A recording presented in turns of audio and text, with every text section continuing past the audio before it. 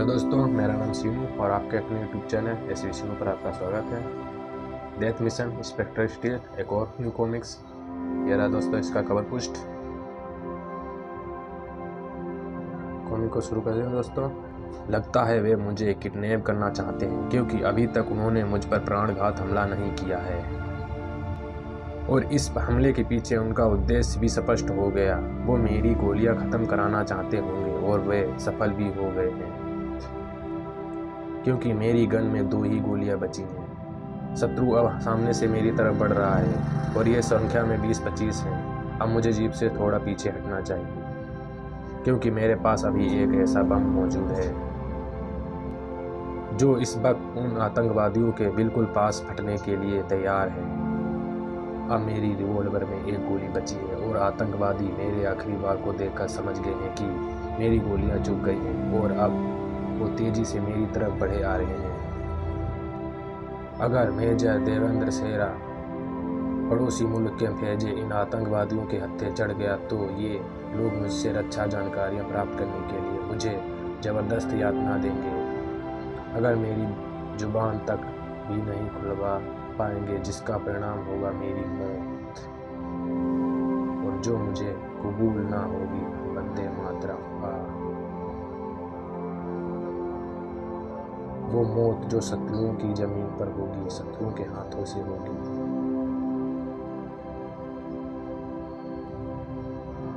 Sir, Doordarshan ने जोखिम व जवाबी से भरे ऐसे कारनामों को सीएल बड़ा करके पेश किया है। मेजर देवेंद्र सेरा की इस जबरदस्त जवाबी पर बना ये एपिसोड अभी पिछले दिनों ही DD1 पर टेलीकास्ट किया गया था।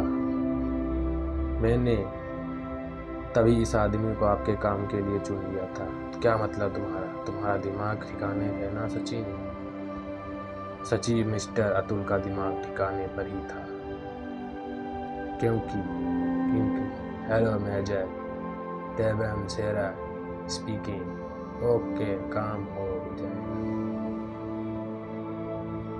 उस फोन के बाद जल्द ही अक्षय कुमार, सुनील शेट्टी, अल्फांसो, नवजोत, असलम, मेरी 15 दिनों की खोज का नतीजा हो तुम पांचों। तुम्हें देश की आन की खातिर एक रवानगी के लिए मैंने अपने साथ चुना है, जहां मौत हमारा मुकद्दर बन सकती है। क्या तुम पांचों इस मिशन पर मेरा साथ देने के लिए तैयार हो? फौजी जिस दिन मौत से डरने लगे उसी दिन उसे चूड़ियां पहनकर घर पर बैठ जाना चाहिए। सर, मौत उसे क्या डराएगी सर, जैसे जिंदगी ना डरा सकी। सर, आपने देश के लिए जो किया वो देश पर लुटने वालों के लिए एक मिसाल बन चुकी है। ओए, मौत को मैं लस्सी में घोलकर पी जाऊंगा। हमारे इनकार का तो प्रश्न ही नहीं उठता। आप हमारी पूछे सर, सिर्फ आदेश दें और फिर देखें। Very good. तो फिर कल से शुरू होगी तुम्हारी थंडर ट्रेनिंग, जिसे तुम्हें अपनी मेहनत लगा व हिम्मत के साथ पूरा करना है। तुम्हारा हौसला देखकर मुझे पूरा और पक्का यकीन है कि अब पूरा होकर रहेगा। Death mission. मेजर देवेंद्र सेरा की देखरेख में शुरू हुई पांचों कमांडोज की थंडर ट्रेनिंग। वंडरफुल।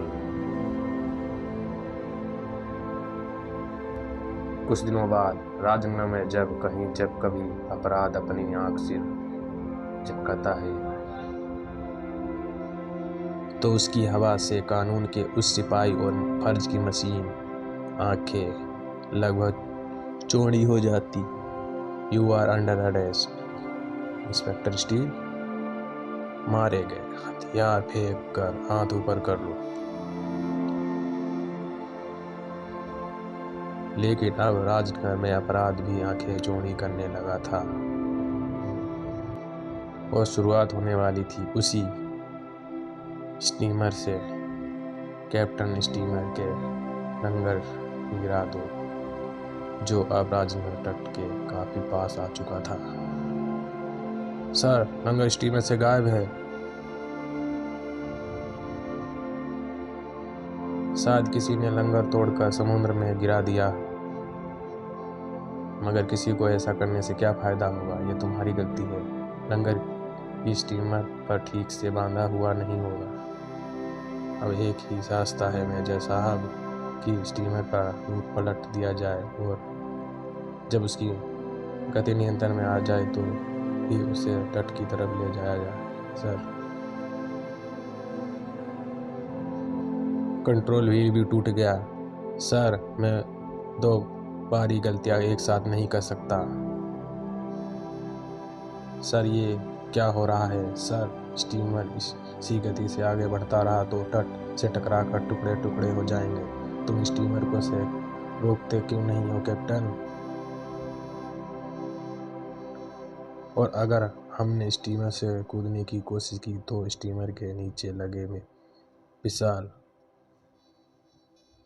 प्रोपेलरों की तरफ खींचकर हम उनका शिकार बन सकते हैं। तटरक्षकों को इस खतरे से सावधान कर दो। डियर कमांडोज, अब स्टीमर को नहीं रोक जा सकता। और इधर स्टीमर को तीव्र गति से के साथ तट की तरफ बढ़ते देख वह भी खलबली मच गई थी। तट खाली कर दो, तट से टकराने वाला है। इधर स्टीमर में ये खलबली मची थी। तो क्या स्टीमर तट से टकरा जाएगा? और ये क्या? ये तो इंस्पेक्टर स्टील है। इंस्पेक्टर स्टील स्टीमर को कैसे रोकेगा? क्या वो उसे हेलीकॉप्टर पर उठा लेगा? अगर उसने ऐसा किया तो हेलीकॉप्टर ही इस दुनिया से उठ जाएगा, क्योंकि स्टीमर के टनों वजन को संभाल पाना उसके बस में नहीं था। मगर इंस्पेक्टर स्टील क्या करने वाला है? इंस्पेक्टर स्टील हमारी मदद के लिए आ गया है। Steamer 5 kilometre away from point, stop the speed. Steamer speed 80 kilometre और स्पीड कम करने के लिए मुझे अपने हेलीकॉप्टर को स्टीमर के साथ साथ दौड़ाते हुए चलना होगा। बीच बीच में हेलीकॉप्टर की गति कम करके मुझे स्टीमर को तीव्र झटके दे कर उसकी गति को कम करके उसे रोकना होगा। स्टील के प्रयास से स्टीमर की गति शायद नियंत्रण में आ जाती, लेकिन अब इसके चांद दुगुने होने जा रहे थे। मैंने इस स्टीमर को रोकने के लिए इसका लंगर नहीं तोड़ा। हा हा हा, ये स्टीमर नहीं रुकेगा। ये स्टीमर तट से जरूर टकराएगा। फिर चाहे कोड में इस टकराव में होने वाली मौतों को देख या ना देखे, सचमुच उस भीषण टकराव को कोई नहीं रोक सकता। तट पर खड़ी बोट्स को चीरता हुआ आगे बढ़ता गया। स्टीमर तट पर पहुंचकर टुकड़े टुकड़े हो गए, बिखर गया। इंस्पेक्टर स्टील भी उस विध्वंसकारी दृश्य को देखने के बाद वहां पहुंचा। कौन था वो जिसने मेरे प्रयासों को विफल कर दिया? स्कैन में वो शख्स मुझे क्षतिग्रस्त हुए स्टीमर में ही मिलेगा। Scan and search mode. नहीं, ये भी वो नहीं है। घबराओ मत, तुम ठीक हो जाओगे और अपने प्रयासों को सफल। Please help. इनमें भी वो सूरत नहीं है। क्या वो मुझे इस मलबे में मिलेगा? और अगर मिला भी तो जिंदा मिलेगा या नहीं? आखिर कौन था वो? स्टीमर को क्षतिग्रस्त कराने में उसका क्या फायदा था?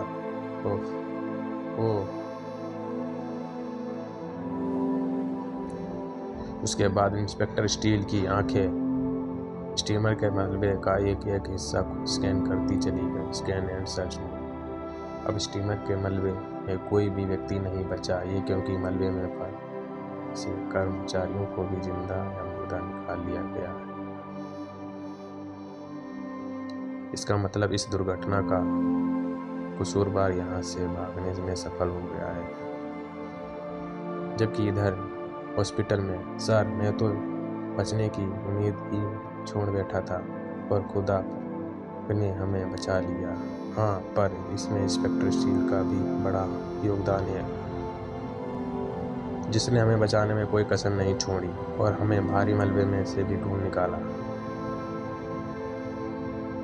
मेजर सेरा, आप सब कुछ बेकिस्मत रहे, वरना उस भीषण दुर्घटना में बच पाना मुश्किल था। मगर अब आप लोग घर जा सकते हैं क्योंकि आपके जख्म मामूली नहीं है। Thank you doctor. सर, मौत दूसरी बार आपसे हार कर लौट गई। हाँ, तुम ऐसा कह सकते हो सुनील। मगर सर, क्या मैं पूछ सकता हूँ कि जब आपने दुश्मनों से घिरकर अपनी पट्टी पर गोली दी थी तो उस वक्त आप कैसे बच गए थे? उस वक्त मैंने जिंदगी और मौत का नाम खेला था। मैंने कनपट्टी पर रिवॉल्वर रखकर गोली इस एंगल में चलाई कि वो मेरे मस्तिष्क को क्षतिग्रस्त न कर सके और गाल की हड्डी को चीर कर निकल जाए। मुझे मरा समझकर शत्रु चला गया। फिर गोलियों की आवाज़ें सुनकर वहां पहुंचे सैनिकों ने ही मुझे हॉस्पिटल पहुंचाया। इस प्रकार उस दाम में जिंदगी मौत से जीत गई थी और अब हॉस्पिटल से उनकी मंजिलें अलग हो जाने वाली थी।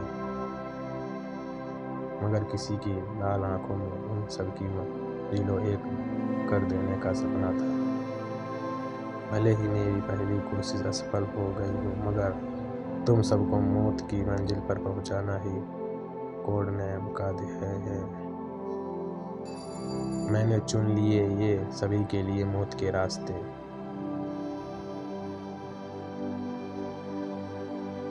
जिस पर एक एक कर सब मरेंगे। ओफ,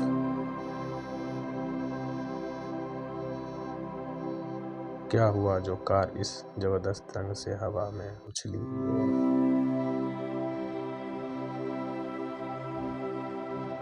उस जबरदस्त घटना ने पीछे ही आते शहर के उस रखवाले को अपनी बाइक के ब्रेक दबाने पर मिस कर दिया। एक्सीडेंट। कार मेरे देखते उछली और इस दीवार में घुस गई। ओह, दरवाजा नहीं खुल रहा।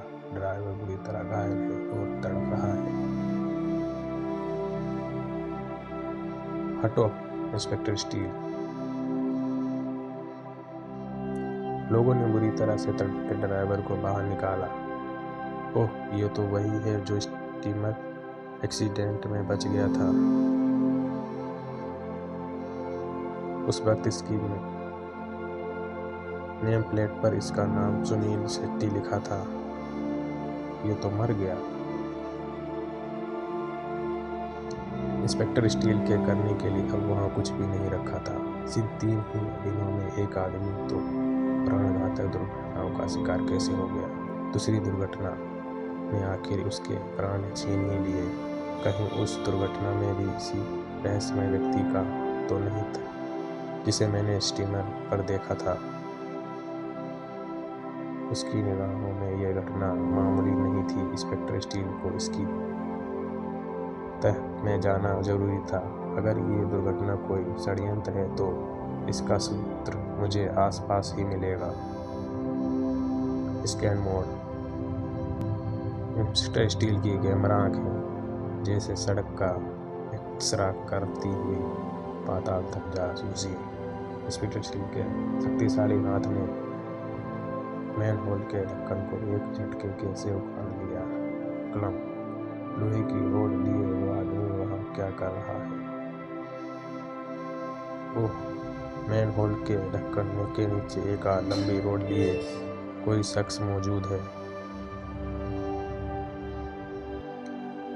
हत्यारे ने शिकार की कार को आते देख रोड अटका कर ढक्कन को एकाएक ऊंचा कर दिया होगा। सुनील शेट्टी की कार की दुर्घटना का रहस्य इसी आदमी से जुड़ा है जो कि अब रोड फेंक कर भाग रहा है। अब मैं समझ गया कि ये दुर्घटना के जिससे तेजी से आती कार का पहिया उसके ऊपर से चढ़कर निकला, मगर कार जबरदस्त झटका खाकर उछल गई। पहिए के दबाव से ढक्कन तो पुनः बंद हो गया। एक्सीडेंट वाली रोड के गटर से होकर अब हत्यारा इस मेन सीवर लाइन में आगे बढ़ रहा है। और अब वो जहाँ से भी बाहर निकलने की कोशिश करेगा।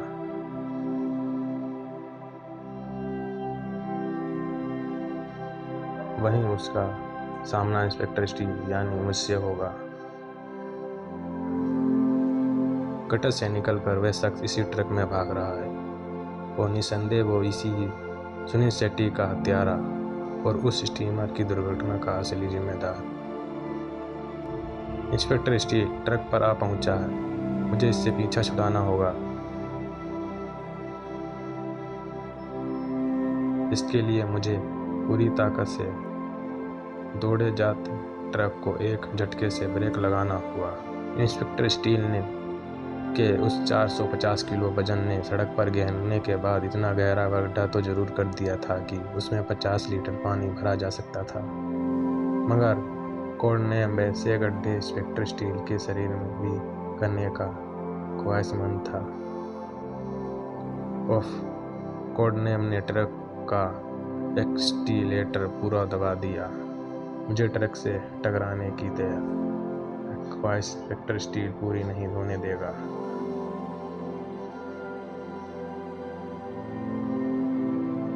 तू ट्रक को चलाने के लिए पूरी ताकत लगा ले, मगर अब ये ट्रक मैं आगे नहीं बढ़ने दूंगा। मगर मैं ट्रक के साथ ये कुश्ती ज़्यादा देर तक भी नहीं लड़ूंगा। इस कुश्ती को रोकने के लिए मुझे ये पिस्तौल बाहर निकालनी होगी। ट्रक तो अब आगे नहीं बढ़ेगा, मगर तुझे रोकने के लिए भी मुझे एक गोली और चलानी होगी जो कि तेरे कंधे को घायल करेगी। Glass break. मगर कोड नेम का कंधा वहां था कहाँ जो गोली उसे छुपाती। तू गोली चला या गोला, तू कोड नेम को रोक नहीं पाएगा इंस्पेक्टर स्टील। गोली से बचने के लिए कुशल लड़के हमलावर के हाथ पर नजर रखते हैं।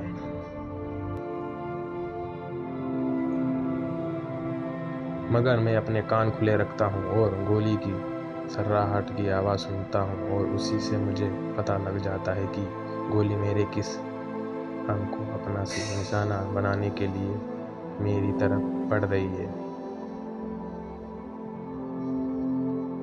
इंस्पेक्टर स्टील के स्टील जूतों में कोड नेम से ज़्यादा पावरफुल स्केटर्स की सुविधा थी क्योंकि वो मोटराइज्ड थे और ये तो पीछे आ रहा है, मगर अब नहीं आ पाएगा।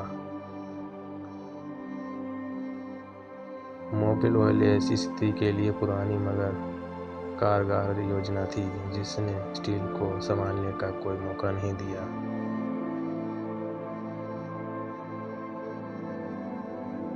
ओह, लगता है कल का दिन लोक निर्माण विभाग के लिए सड़कों के गड्ढे किल करने में बिजी होने वाला है। फिर जब तक इंस्पेक्टर स्टील उठकर खड़ा हुआ, कोड नेम जा चुका है। इंस्पेक्टर स्टील वापस पहुंचा। मुझे नहीं लगता कि ये मेरी उससे आखिरी टक्कर थी। चूहे बिल्ली की दौड़ में चूहा अक्सर ही बिल में जा डूबता है, मगर फिर उसे बाहर आना ही पड़ता है। स्टील का सोचना सही था क्योंकि मौत का एक खेल और अब थोड़ी देर में शुरू होने वाला था। ओह, टायर में कील घुसा हुआ है। ओह, तेरी मोटरसाइकिल दगा दे गई। अच्छे, पर मेरी ट्रेन छूट जाएगी और रेलवे स्टेशन जाने के लिए यहाँ तो कोई रिक्शा तक नजर नहीं आ रही। इससे अच्छा तो होगा कि मैं शॉर्टकट लगाकर इसी गली से पैदल ही निकल जाऊँ। ज़्यादा से ज़्यादा इस 10 मिनट में रेलवे में पहुँच जाऊँगा। ठीक है, तू चल।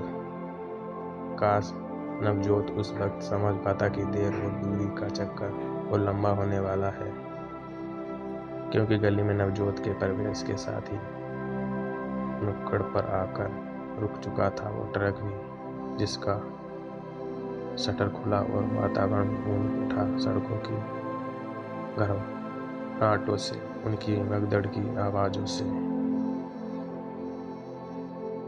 जिन्हें सुनकर नवजोत स्प्रिंग की तरह उछलकर पलटा और वैसे ही सन्नाटे में खड़ा रह गया। ओह नो, ये सांड उस ट्रक से उतरकर पागलों की तरह इसी तरह इन्हें गली में किसने छोड़ा? अगर मैं यहाँ खड़ा रहा तो मुझे कुचल डालेगा। यहाँ इनसे बचने का भी कोई रास्ता नजर नहीं आ रहा। ब्रेवो रास्ता था वो लंबी संकरी गली जिस पर पलटकर वो गोल्फ के खिलाड़ी की तरह दौड़ रहा था। ठीक उसी वक्त गली के दूसरे छोर पर आकर रुकी इंस्पेक्टर स्टील की कार।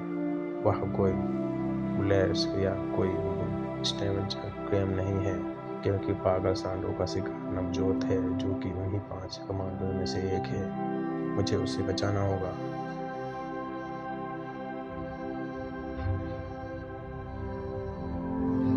दोस्तों, वीडियो कैसी लगी कमेंट करके जरूर बताना।